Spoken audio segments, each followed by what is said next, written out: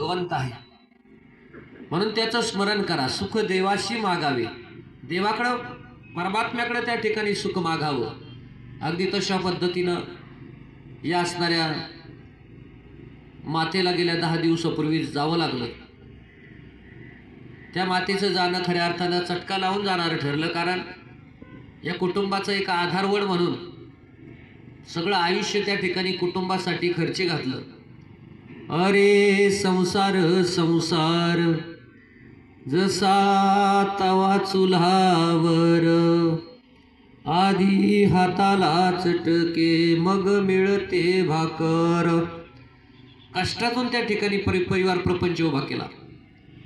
अतिशय सामान्य जगणं, अतिशय शांत आणि संयमी असणारे हे कुटुंब, भगवंताची भक्ती करण्यामध्ये संपूर्ण परिवार त्या ठिकाणी सातत्यानं लीन असताना आणि आयुष्यभर संप्रदायाची सेवा केली. संप्रदायाची सेवा, वारकऱ्यांची सेवा, पंढरीची सेवा केल्यानं काय पुण्य प्राप्त होतं हे संतांनी आपल्या अभंगाच्या माध्यमातून सांगितलेले. म्हणले आल्यानो संसारा उठा वेगी करा, शरण जा उदारा पांडुरंगा.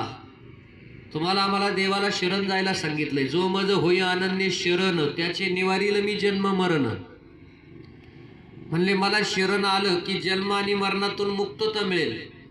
तुम्हाला शरण आलं की म्हटले तुम्हाला त्याची यातना कमी होईल. आणि मला शरण आलं की अंतकाळाला कुणाचं नाव ओठत येईल. अंतकाळी ज्याच्या नाम येई मुखा, तुका म्हणे त्याच्या सुखा पार नाही. अंतकाळाला माझं नाम ओठावरती यावं असं वाटत असेल तर म्हटले आयुष्यभर परमार्थाची सेवा करा. आपल्या खिशामध्ये 1000 रुपये आहेत. त्या 1000 रुपयाच्या माध्यमातून आपण आळंदीला पंढरपूरला जाऊ शकता, पण देवाच्या दर्शनासाठी आपल्या चित्तामध्ये परमार्थ नावाचं धन पाहिजे. महाराज म्हणतात परमार्थ महाधन जोडी देवाचे चरण. देवाचं चरण जोडण्यासाठी परमार्थ नावाचं धन पाहिजे. हे परमार्थ नावाचं धन प्राप्त करण्यासाठी यांनी खऱ्या अर्थानं अट्टहास केला. या माऊलीचा शेवटचा दिवस खऱ्या अर्थानं गोड झाला. कुटुंबाची आई गेली की कुटुंबाचं दैवत गेल्यासारखं होतं, कारण आई कुटुंबाचा आधार आहे. आई म्हणाया जीव तळमळतो,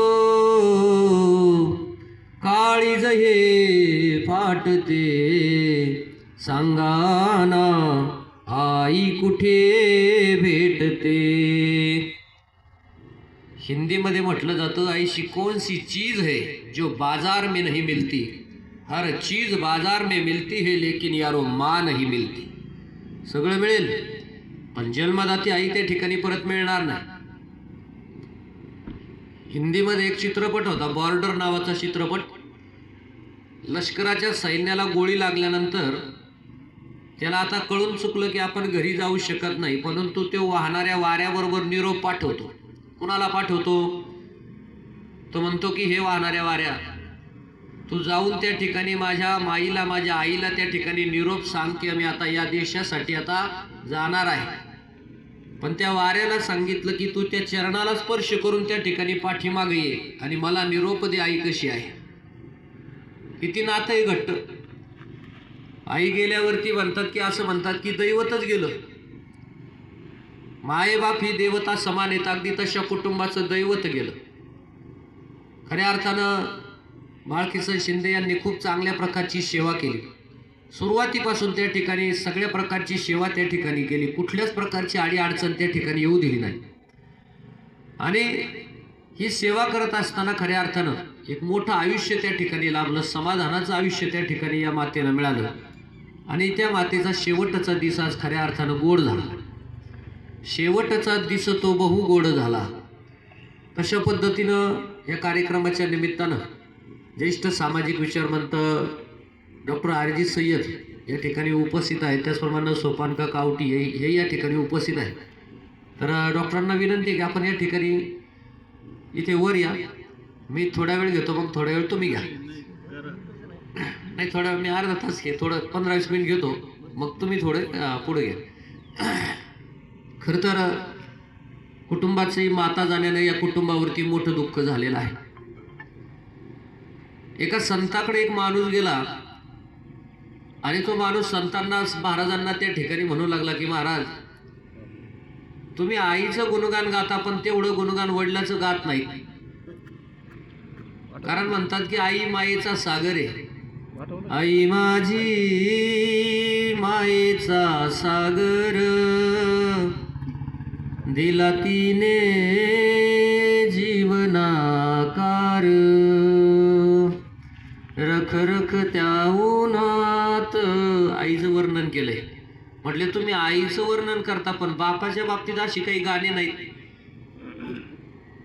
मग आईला एवढ्या उपकारामध्ये एवढी माया कशी दिली, किंवा आईचे उपकार आईलाच एवढी मोठी योग्यता का दिली? तर महाराज म्हटले, हा 2 किलोचा दगड आहे, एवढा तू काय कर, हा 2 किलोचा दगड तुझ्या पोटाला बांधायचा आणि 2 किलोचा हा दगड तुझ्या पोटाला बांधायचा आणि 9 तासानं परत माझ्याकडे यायचं, मला सांगायचं कसं काय वाटते. किती किलोचा दगड आहे? 2 किलोचा दगड आहे.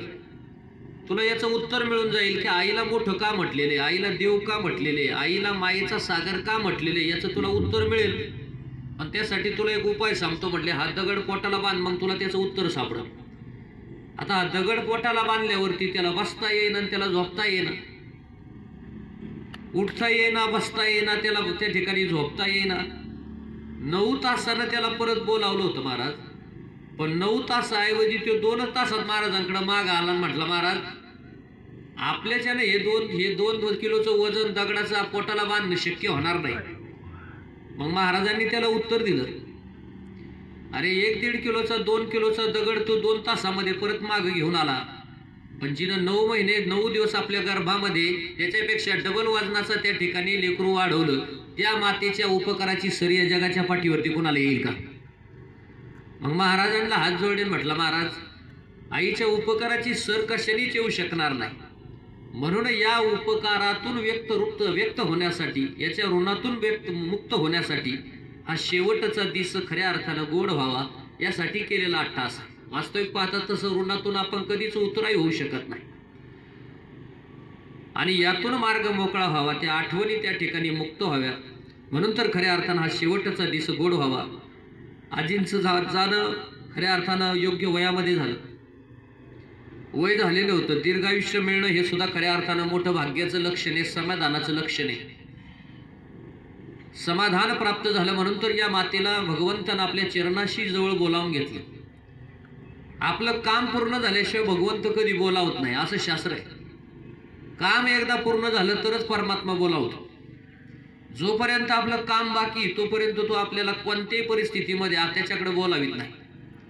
पण तुम्हाला आम्हाला ज्या कामासाठी पाठवले ते काम आणि ते कर्म आपण या जीवनामध्ये केलं तर आपल्या जीवनामध्ये सुखाचा आणि समाधानाचे दिवस येतील. आई काय असते, देवाकडे मागते, स्वतःचं सुख मागत नाही, तर लेकराच्या सुखासाठी आयुष्य देऊन टाकते. तिचं नाव माय आहे.